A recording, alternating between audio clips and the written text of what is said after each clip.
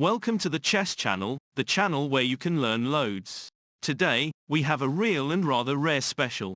It stems from the ongoing Grand Swiss, and it is Eline Roebers of the Netherlands, versus Elina Danielian of Armenia. Danielian is not only a more experienced player but her rating happens to fall above that of Eline's. And to set the scene, the tournament ends later today, but how far have these two women come? Danielian had a terrible start to the tournament and was only able to score her first victory in round 5. She went on to win her game of round 6, and from that point on, she actually was never able to recover. Now that we have the basics behind us, let us look at this game of round 10 that was played only yesterday. Roebers with the white piece kicked things off with 1e4, Danielian answers with this move, and with d4. Danielian brings out the knight. Knight c3 led to this opening on the king side, and how Roebers chooses to go it ahead was via this push right into f4. This has all the marks of the Austrian Yugoslav attack in the Pirc, which is quite similar to the Sicilian dragon but without getting in anything like c5.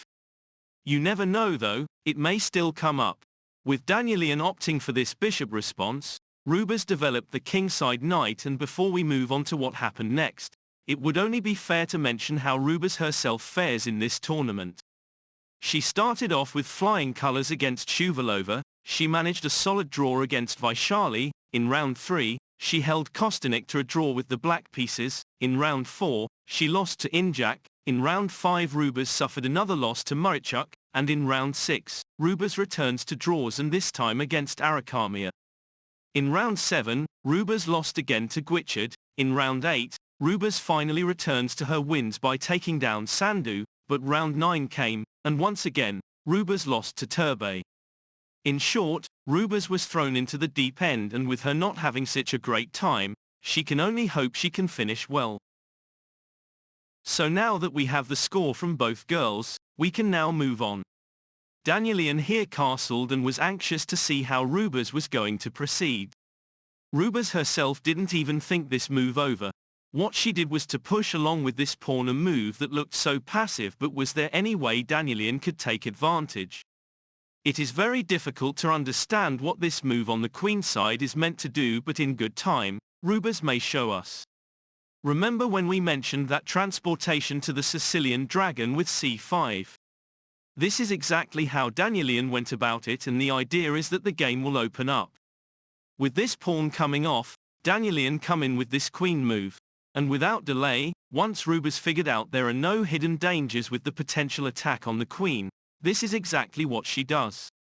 With the queen returning to base, can you see what is happening and what squares need attention?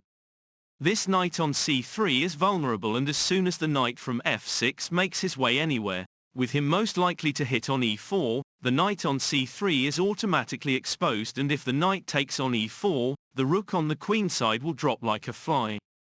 So this position right here is one that cannot be ignored. Roebers could have gone for rook b1, and having ruled out this move, she decided to cover the knight in this way.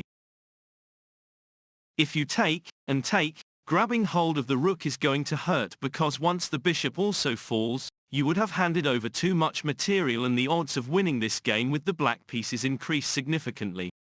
So for this very reason, returning to the game, Danielian captured this pawn on c5, and the game at this point was going to get interesting. In a span of 47 seconds, Roebers went after the knight. Danielian backs off this knight to safety, and with the knight now parked on d7, we know the pawn on c5 at the same time is protected. Bishop d3 led to Danielian to develop her other knight, and out of nowhere, Roebers, by taking her time, could have gone for basically any move and yet comes up with another brow-raising moment. This is the move Shed decided to roll out. It looks like a typical engine move, but is it right under these circumstances? Danielian saw an opportunity here and was not going to let it pass by. She took this pawn on the 4th, and rather than capture and get the bishop to come under fire, Roebers bypasses the taking and instead opts for this knight repositioning. Visually, Roebers looks to stand well, but is the pawn deficit she has a problem. With Danielian not liking this pawn on h4, she put the brakes on him via this move.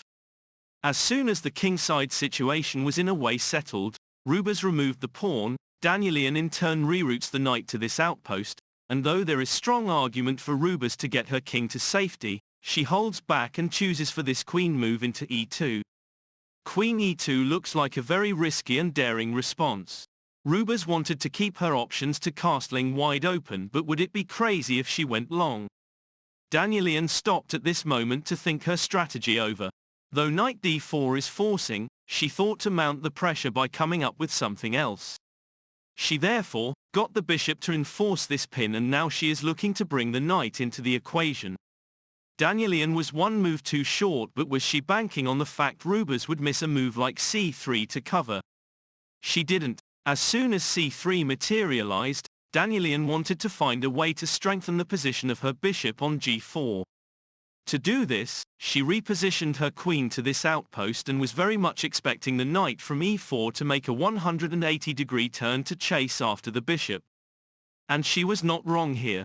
As soon as Roebers chased after the bishop, Danielian had to decide whether the bishop on g4 stood well and whether she wanted him to move out. In the end, the bishop repositioned to this square. Roebers in the end decides to take, and with Danielian getting the queen to pick up the bishop, Danielian had missed out a little problem. Can you see what the little problem was? It was here with the attack on the knight. This move had basically destroyed many things for Danielian. It was evident this knight has only got the back rank, and with Danielian being forced to settle for this move, look how risky her position has now become. The knight on e8 is awfully positioned. The two rooks are not able to make their way into the game until the knight comes back in. Nearly all the pawns are tight up, and if you now compare Roebers' pieces, she has everything going. She can castle in either direction. This pawn on b5 is extremely powerful. The pawn on f4 is protected by the bishop, and these two knights on f3 and f2 respectfully can be a real pain. Eline could have attacked the queen with the knight, but in the end chose to opt for a more direct approach. She did this with this pawn, forcing basically Danielian to react. With Danielian getting rid of this pawn, Roebers here attacks the queen with the knight, and we can work out wherever the queen goes, this pawn on g4 cannot be saved. So where is best to relocate the queen? Danielian spent eternity to try and work out what was best to do. 10.5 minutes later, she got her queen to back off to this outpost, and what happened here is quite amazing. We know there is a queen sacrifice somewhere, but we are going to keep the suspense as long as we can. What we know up until this point is that this pawn on g4 is waiting to be taken, and yet we saw something else. Let us consider the removal of this pawn first. How would you remove him? It has to be with the queen. With both the queens now departing, how strong would this knight repositioning be? If you go for the trade, this might still work, but you might be wanting to try and keep the position close only to keep the rook on f8 inactive. With this position, the rook is still inactive, but there would be a point where the bishop on d2 would need to move. The other option we have to consider is, rather than swap the knights, far strong would this break be? Should both knights now go, rook d8 might be a problem, but should you rush and cover using the bishop? Bishop c3 is not going to work, because once you allow this rook to join in too, if this rook move is considered, how would you cope with this incoming attack? Okay, this is one way looking at this. Let us return to the game. Roebers here went for a more daring, but we do need to apologize at this point because we are not quite done with our previous line of analysis. After rook d8, what if you went for this king response? Should this pawn now drop, this is the idea of the taking on d4. This attack on the book might be strong enough to settle the score. Rook b4 would be the icing on the cake. You can do this in two different ways. One is to just take the knight, and two is to just chase after the bishop. Bishop f8 would be another lame response. When the knight is eliminated, this would also signify the end, and Danielian would need to throw in the towel. Okay, now that we have looked at this line in more detail, coming back, this is how Roebers plays it. It was very daring yet iffy. How do you remedy the situation here? If f5, take with en passant, and when this pawn drops, take on g4 with the queen, and things would take an interesting turn. Slip in this timely check and all hell breaks loose. King f1 is most likely to result to the queens to come off.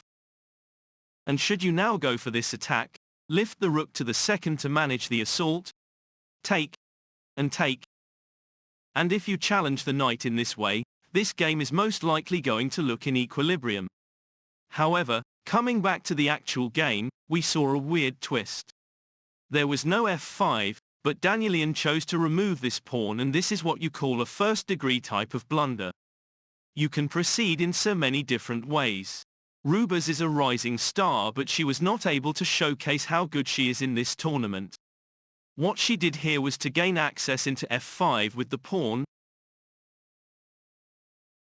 Danielian brings up this queen response, and the tactic is to get in g3 to threaten not only the knight on f2 but the rook in the corner too. One move was missed here, but can you see it? If rook takes h5 was the first choice of option, even this move Roebers dismisses. What she did was to opt for this attack to avoid the taking on e5, and this is where things escalate. As soon as this pawn bit the dust, the pawn on h5 also come off, and without any real delay, Danielian gets this rook move going. It's a smashing initiative, and there is a threat to pin the queen on e2. First things first though. If you allow queen d3, if you are able to solve the problem with the king on e1, there is a mate facing you in just one single move if the queen is able to reach h7.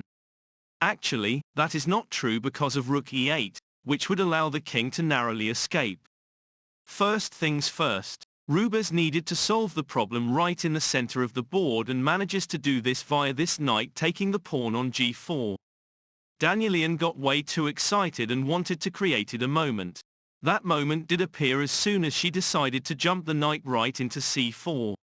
What is awaiting next is to grab the bishop unless Roebers moves him to safety or gets the rook to step into either the second or even into d1. This might not even be necessary because the bishop is covered by the queen. Roebers missed a great opportunity, so speed up Danielian's downfall, but before we show, would you like to have an educated guess?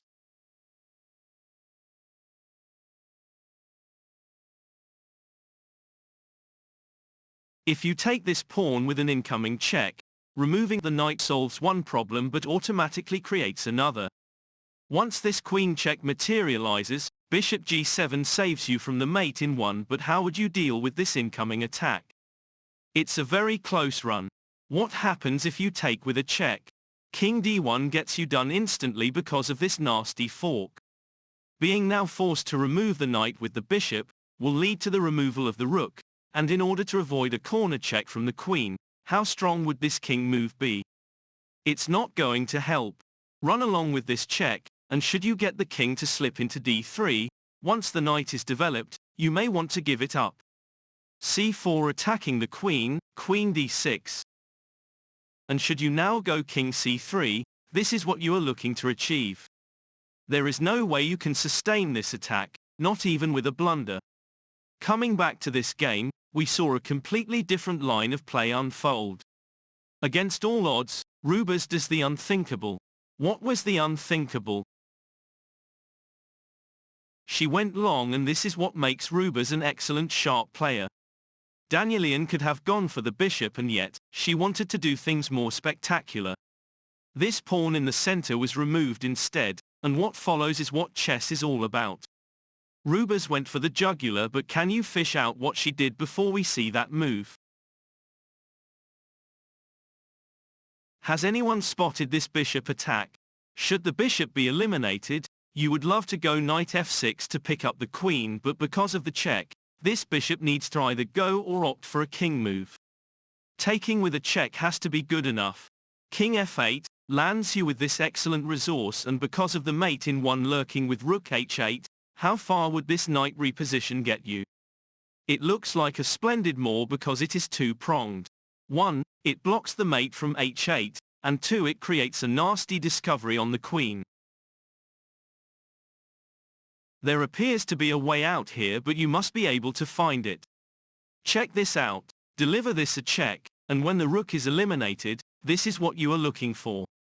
Because queen h6 is a mate in 1, and so is queen takes knight, king g8 is not going to cut it.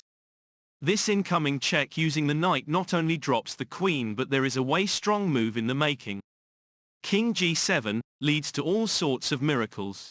If you do not fancy taking the queen, this subsequent knight check is also going to pick up the queen. However, there is a faster way to do this. You can use the knight from the rim to check the king. King g8 is most probably going to lead to this rook check, and should you now run with the king, this is what you are looking for and it would be game over instantly. By the way, there is another way to do this using this queen move too. Roebers was wrecking her brain on how to make things work. Though she must have missed the obvious, this was the move she went for, and this move in particular caught Danielian's eye. Was this knight move into f5 sound, and is this something you would go for? Let us give you a few seconds to think this one over. At first sight, this appears to be a huge blunder because this incoming knight check looks decisive. And you know, this is exactly how Danielian chose to play it. With this incredible check, the queen on e2 was on her way out and this looked like the end of the game. With Roebers forced to hand over her own queen, Danielian was licking her lips, but had Roebers blundered here, and if so, why? Well, it's all in the following few moves. Roebers had seen it all come. She removed the pawn with a check, the bishop had this bad knight eliminated, and the entire tactic of this queen sacrifice was to suffocate the opposing king. As soon as Roebers slipped in with this check, Danielian ran with her king, but it was all too late. As soon as this check materialized, Danielian was in a way forced to give up, and this is one game that is for the history books. And this is where we go. The title for this game, a queen sacrifice that no one saw coming, led to a first-class beautiful checkmate that nobody can deny. Danielian must have thought once she was up by a full queen, she had also sealed the fate of this game. It was not to be this time. Well done to Roebers for an outstanding game, but this does not bring her retribution. Roebers' game of round 11 against Beydalayeva of Azerbaijan was in fact the very first game to end, but to keep the suspense, we are not going to spill the beans. And this was the game of round 10 between Eline Roebers and Elina Danielian, an incredible game that ended with a magnificent queen sacrifice and one that went Roebers' way, at least in round 10. We would like to thank everyone who watched this video and look forward to seeing you next time. God bless.